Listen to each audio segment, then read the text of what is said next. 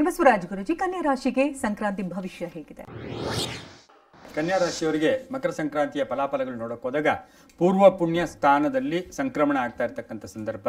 ಕನ್ಯಾ ರಾಶಿಯವರಿಗೆ ಈಗಾಗಲೇ ಗುರುಬಲ ಇಲ್ಲ, ಮೇಯಿಂದ ಗುರುಬಲ ಬರ್ತಾ ಇದೆ. ಆದರೂ ಕೂಡ ಈ ಪೂರ್ವ ಪುಣ್ಯ ಸ್ಥಾನದಲ್ಲಿ ಸಂಕ್ರಮಣ ಫಲವನ್ನು ಗಮನಿಸಿ ನೋಡೋಕೆ ಹೋದಾಗ ಸಾಕಷ್ಟು ಕೆಲವೊಂದು ಬದಲಾವಣೆಗಳು ಕೂಡ ಇದೆ, ಕೆಲವೊಂದು ಒಳ್ಳೆಯದು ಕೂಡ ಆಗ್ತಕ್ಕಂಥದ್ದು.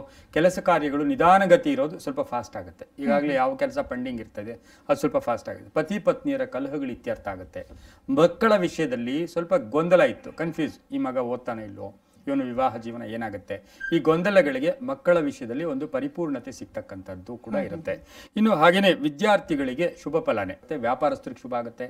ಪ್ರಯತ್ನ ಪಡ್ತಾ ಇದ್ದು ಈಗಾಗಲೇ ಕೆಲಸ ಅದು ಕೂಡ ಕಂಪ್ಲೀಟ್ ಆಗ್ತಕ್ಕಂಥ. ವೃತ್ತಿ ಜೀವನ ಹೇಗಿರುತ್ತೆ? ವೃತ್ತಿ ಜೀವನ ಅಂದ್ರೆ ಈ ರಾಶಿ ಸಂಬಂಧಪಟ್ಟಿರ್ತಕ್ಕಂಥ ಆಡಿಟಿಂಗ್ ಆಗ್ಬೋದು, ಸ್ಕೂಲ್ಸ್ ಆಗ್ಬೋದು, ಕಂಪ್ಯೂಟರ್ಸ್ ಆಗ್ಬೋದು, ಹಾಗೇನೆ ಬಹುಮುಖ್ಯವಾಗಿ ನೋಡಕ್ ಹೋದಾಗ ಮೀಡಿಯಾ ಆಗ್ಬೋದು, ಕಮ್ಯುನಿಕೇಶನ್ ಮೀಡಿಯಾ ಅವರಾಗ್ಬೋದು, ಇಂಥವರ ವಿಷಯಗಳಲ್ಲಿ ನೋಡಕ್ ಹೋದಾಗ ಕೆಲವೊಂದು ಶುಭ ಫಲಗಳಿರ್ತಕ್ಕಂಥ ಸಾಧ್ಯತೆ ಕೂಡ ಇರುತ್ತೆ.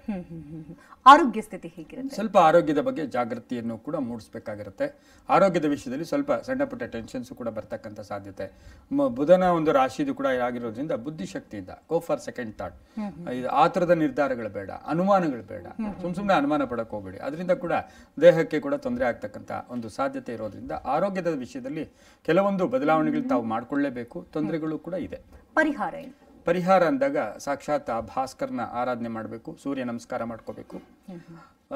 ಅದರ ಜೊತೆಗೆ ಹಸಿರು ಬಟ್ಟೆ, ಎಳ್ಳು ಬೆಲ್ಲ, ಉಣ್ಣೆದಿರುತ್ತಲ್ಲ, ಉಣ್ಣೆ ಬೆಡ್ಶೀಟ್ ಅಂತ ಏನು ಹಿಂದೆ ಕೊಡ್ತಾ ಇದ್ರು ಅದೆಲ್ಲ ದಾನ, ಅಂಥದ್ದನ್ನು ಕೂಡ ದಾನ ಕೊಡೋದ್ರಿಂದ ಒಳ್ಳೇದಾಗುತ್ತೆ. ಪರಿಹಾರ ಮಂತ್ರ ಭಾಸ್ಕರ್ನ ಮಂತ್ರವೇ ಹೇಳ್ಕೋಬೇಕು. ಭಾಸ್ಕರಾಯಚ ವಿದ್ಮಹೆ ಮಹಾದ್ಯುತಿಕರಾಯಚ ಧೀಮಹಿ ತನ್ನೋ ಆದಿತ್ಯ ಪ್ರಚೋದಯಾತ್, ಈ ಮಂತ್ರವನ್ನು ಹೇಳ್ಕೊಳ್ಳಿ.